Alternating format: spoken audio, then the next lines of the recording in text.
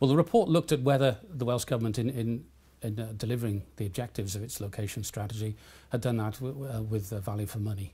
And we found a mixed picture. Although the Welsh Government had successfully managed to move 553 employees out of Cardiff into the 3 new offices, it didn't look to see whether it had considered other options along the way. In particular, other accommodation options might have proved better value for money during the period of the project. And the situation's changed, of course, during the 9.5-year duration of the project.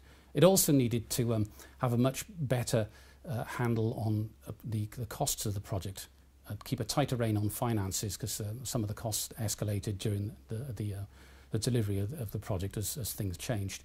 And finally, whether the benefits of the strategy were realised during the construction phase, but also afterwards, and whether they're continually monitored during that phase.